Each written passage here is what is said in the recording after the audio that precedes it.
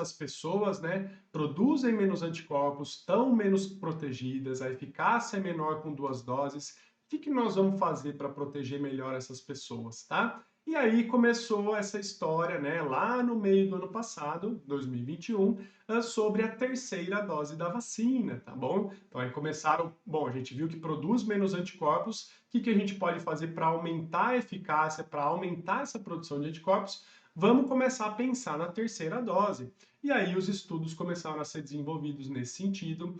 Inicialmente, né, eles pensavam que a terceira dose seria uma dose adicional, né? Tanto é que quando você aqui que tem uma doença autoimune foi tomar a terceira dose, né, aqui no Brasil, ela foi chamada de dose de reforço, né? Porque essa era a nossa interpretação inicial.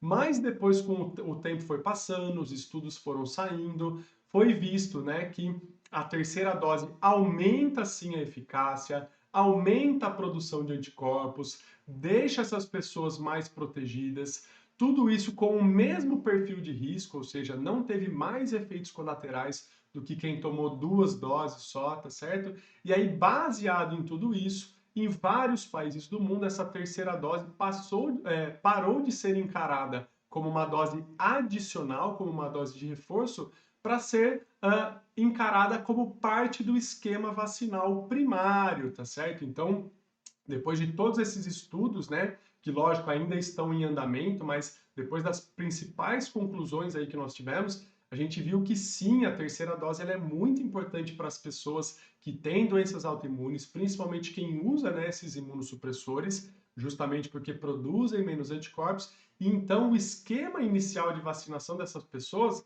não deve ser feito com 2 doses, mas sim com 3 doses, tá certo?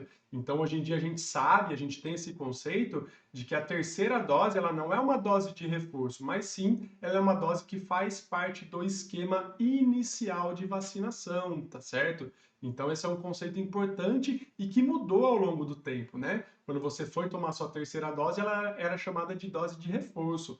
Agora não, imagine que uma pessoa que nunca foi vacinada, tem uma doença autoimune, ela vai chegar lá para se vacinar e automaticamente ela já vai receber 3 doses, e isso em vários países do mundo, tá? Então a terceira dose foi incorporada ao esquema inicial de tratamento, tá bom?